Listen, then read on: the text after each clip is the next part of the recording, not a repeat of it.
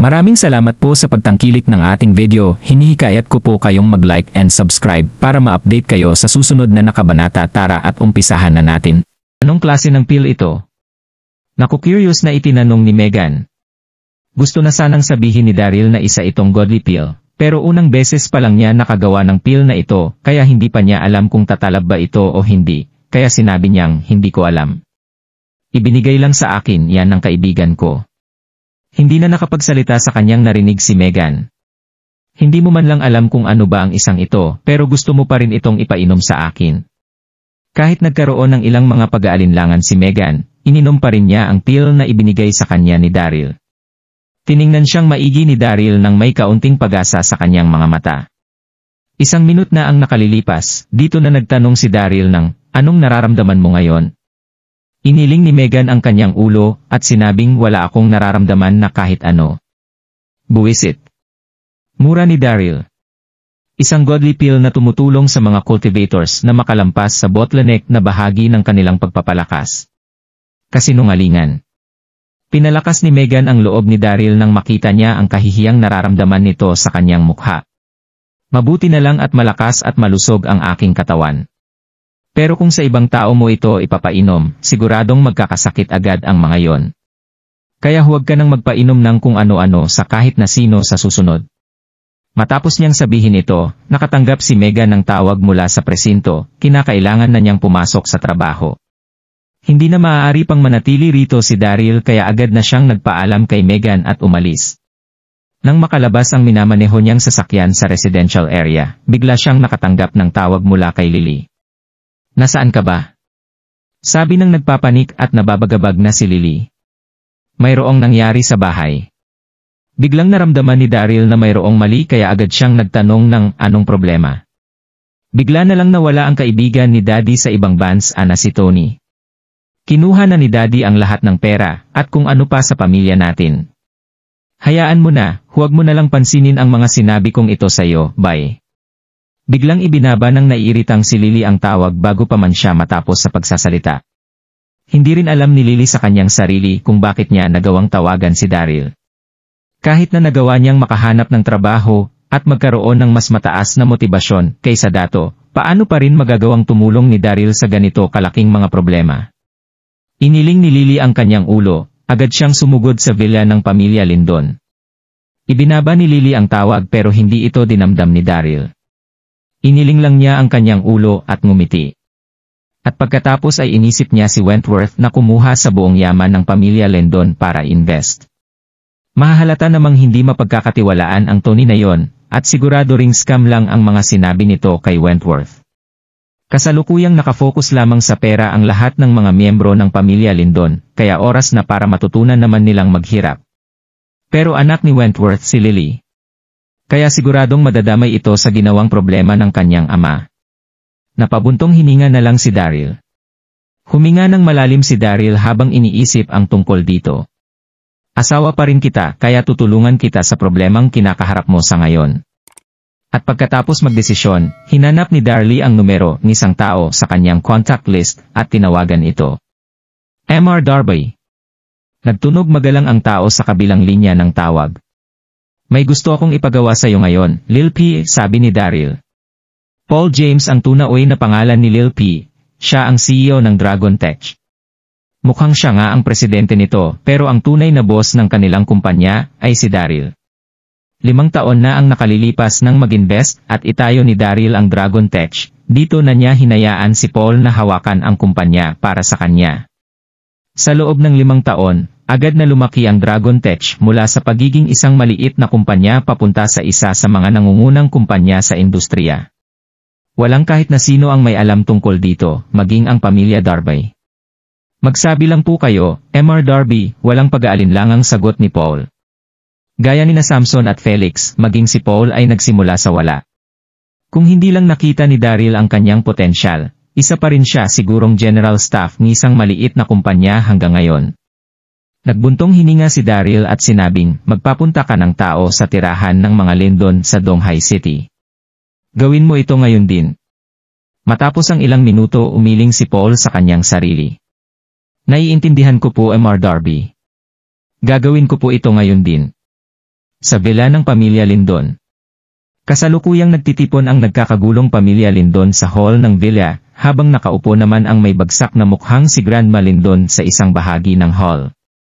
Naroroon din ngayon ang nagpapanig na si Wentworth na kasalukuyang puno ng kahihiyan sa mga nangyari. Nagtipon-tipon ang pamilya Lindon sa paligid ni Wentworth para kundinahin ito na parang isang preso. Kasalanan mo ang lahat ng ito, Wentworth. Nangako kang kikita tayo ng malaki rito, pero anong nangyari?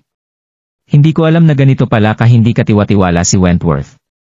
Kaya siguradong ganito talaga ang mangyayari. Kinakailangan mong magpaliwanag ngayon sa harapan namin kahit na ano pa ang mangyari. Mas tumindi ng tumindi ang galit ng mga ito habang isa-isang nagsasalita. Makikita na nagliliyab ang kanilang mga mata na para bang gusto na nilang patayin si Wentworth.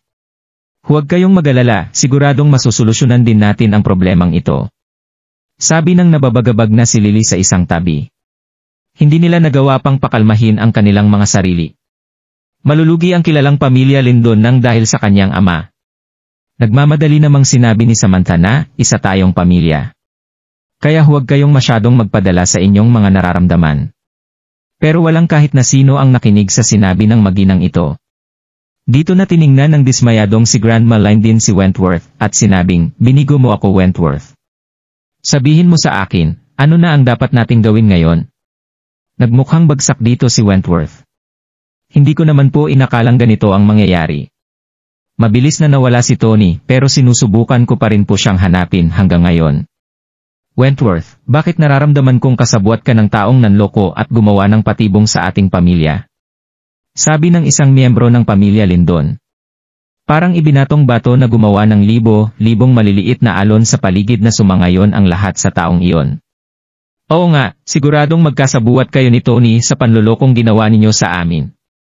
Sabihin mo na sa amin. Nasaan ngayon si Tony? Napakagaling mo talagang umarte, Wentworth. Mangyak-ngiyak na si Wentworth sa kanyang mga narinig. Hindi ko talaga alam kung nasaan na si Tony. Isa rin ako sa mga nabiktima niya. At paano ko rin magagawang lokohin ang aking pamilya para sa isang tagalabas? Pero walang kahit na sino ang naniwala sa kanya. Dito na naging emosyonal ang mga miyembro ng pamilya Lindon na naghahanda sa pagsuntok sa kanya. Sa mga sandaling ito nakarinig ang pamilya Lindon ng isang sigaw mula sa isang nagpapanik na boses, hindi maaari. Nakatatandang madam, naririto po ang head ng pamilya White na si Cloud White, kasama ng iba pa nating mga kliyente. Ilang tao ang naglakad papasok sa hall nang sabihin ito ng boses. Pinangunahan ng mga ito ni Cloud White na siyang namumuno sa pamilya White. Grandma Lindon, sumangayon na kaming lahat na suspindihin ang aming mga proyekto kasama ng inyong pamilya. Umabante si Cloud, tumingin kay Grandma Lindon at direktang sinabi ang pakay niya sa pagpunta rito. Dito na nanigas ang mukha ni Grandma Lindon.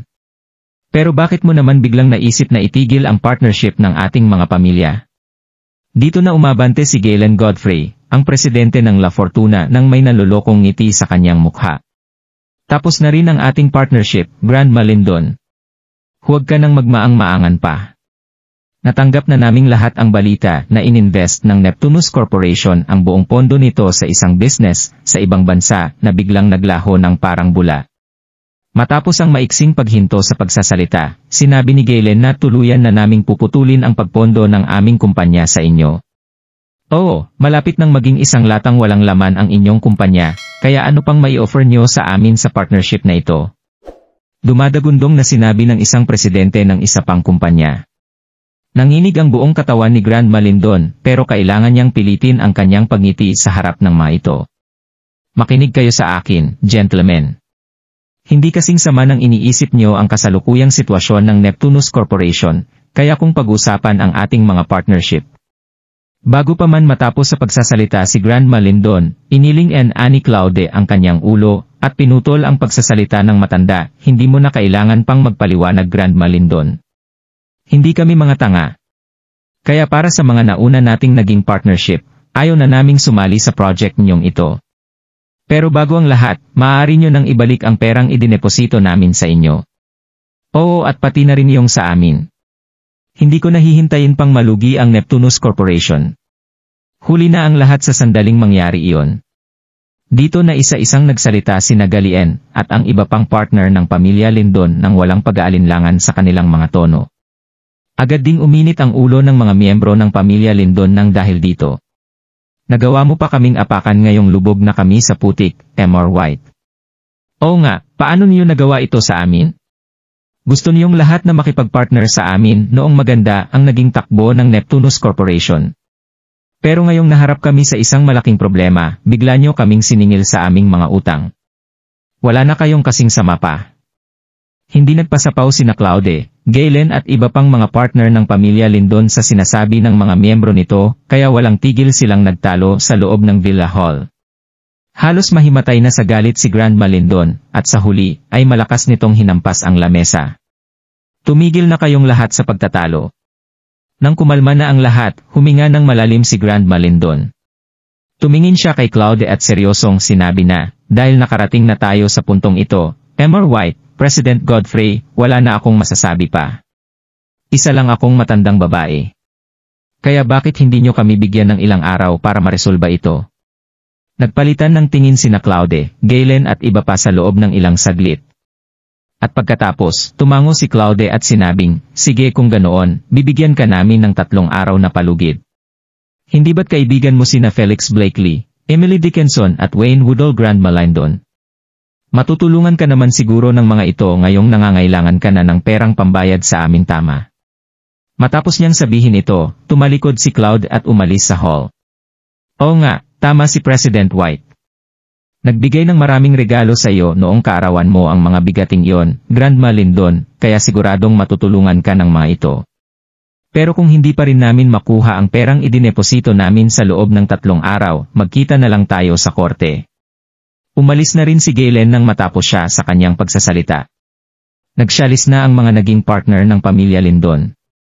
Dito na bumagsak sa kanyang upuan ang namumutlang si Grandma Lindon. Daan-daang milyon ang pagkakautang niya sa mga kliyente nilang iyon. Kaya saan niya naman kukunin ang ganoon kalaking halaga sa loob ng 3 araw? Hindi naman niya kakilala sina Wayne Woodall at iba pa. Kaya hindi niya rin alam kung bakit siya niregaluhan ng mga ito noong kanyang kaarawan. Iniling ni Grandma Lindon ang kanyang ulo. Ano pa nga ba ang magagawa niya? Magagawa pa bang parusahan pa ng langit ang pamilya Lindon? Sa mga sandaling ito, isang lalaki na nakasuot ng smart business attire ang pumasok sa hall. Agad na napatingin ang mga miyembro ng pamilya Lindon sa binatang ito. Sino ka naman?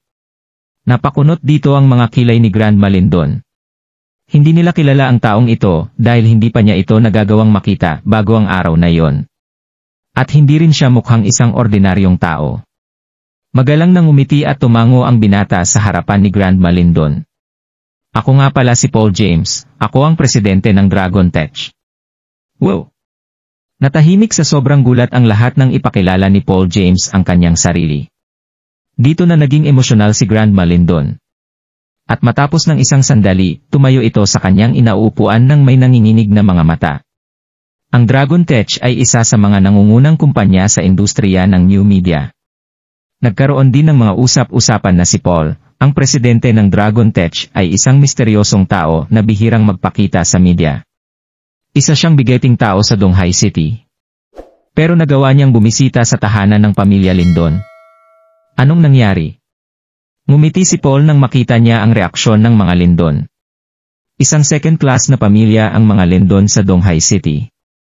Kaya kung hindi lang siya sinabihan ni Mr. Darby na magpunta sa mga ito, hinding-hindi niya magagawang makipag-usap sa mga Lindon sa buong buhay niya. Paumanhin sa pagtatanong Mr. James, pero ano ang sadya mo rito ngayon? Sabi ng hindi halos makangiting si Grandma Lindon. Maging ang isang katulad ni Grandma Lindon, ay mawawalan ng tiwala sa kanilang sarili sa sandaling makaharap nila ang presidente ng isang malaking kumpanya na kagaya ni Paul. Nagtatakang tiningnan ng lahat si Paul sa hall habang napapapigil sa kanilang mga paghinga. Narito rin ba si Paul para maningil ng utang? Pero walang kahit na anong partnership ang nabuo sa pagitan ng Neptunus Corporation at Dragon Tech kailanman.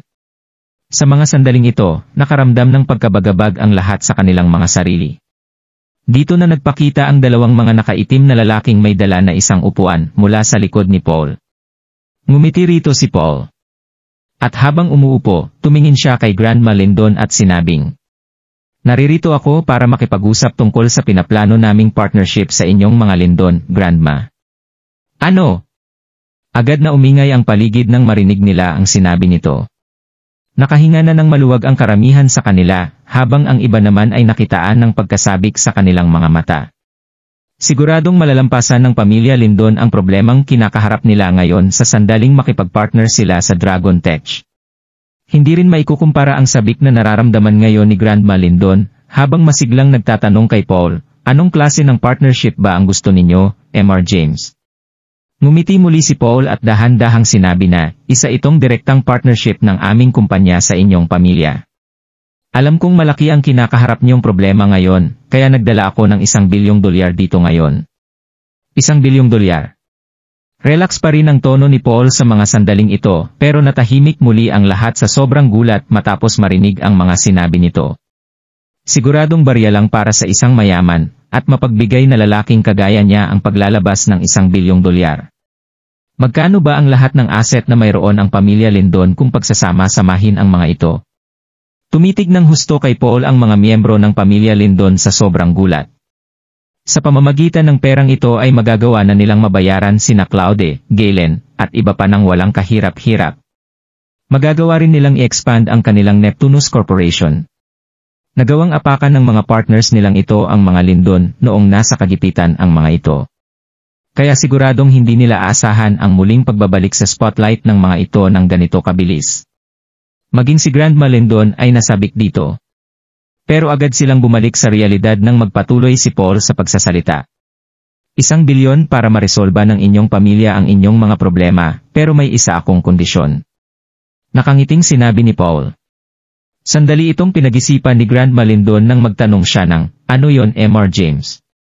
Sabihin mo sa amin ang iyong kondisyon. Gusto kong mapunta sa akin ang 51% ng inyong total shares." Sabi ni Paul. "Ano?" Agad na nanigas ang ngiti sa mukha ni Grandma Lindon. Natigilan din dito ang iba pang mga miyembro ng pamilya Lindon. 51% ng kanilang total shares, nangangahulugan lang ito na ibebenta nila ang lahat ng kanilang decision-making power kay Paul. Sa madaling salita, makikita pa rin ng lahat na hawak ng pamilya Lindon ang Neptunus Corporation, pero si Paul pa rin ang nag-iisang may hawak ng susi nito. Mukhang gusto nito gawing advantage ang pagkalugmok na kanilang dinaranas ngayon. Pero isa pa rin itong daring na offer, dahil $1 bilyong ang direktang magiging kapalit ng pagpayag na gagawin ng mga Lindon. Natahimik ang buong villa sa loob ng isang sandali, maging ang nahulog na karayom sa sahig, ay malinaw na maririnig ng lahat. "Mr. James." Ang kondisyon na ito ay, nahihirapang sinabi ni Grandma Lindon. Iniling ni Paul ang kanyang ulo, hindi nagbago ng kahit kaunti ang kanyang itsura habang mahinang sinasabi na, "Sigurado akong ikaw ang may pinakamalaking kaalaman sa sitwasyong kinakaharap ng iyong pamilya kaysa sa akin." Nang sabihin niya iyon, tumingin si Paul sa kanyang paligid at nagpatuloy sa pagsasalita, "Mukhang wala nang ibang makakatulong sa inyong bumangon sa problemang ito maliban sa akin. Pag-isipan ninyo ito ng maigi, pero sa totoo lang, wala namang pagkakaibigang nabuo sa pagitan natin. Kung hindi lang dahil kay Mr. Darby, hindi ako pupunta rito ng personal." Si Mr. Darby. Nagulat ang buong pamilya Lindon nang marinig nila ang sinabi ni Paul. Kasabay nito ang pagkunot ng kanilang mga kilay habang nag-iisip ng malalim. Ang Mr. Darby na namang iyon. Sino ba talaga si Mr. Darby?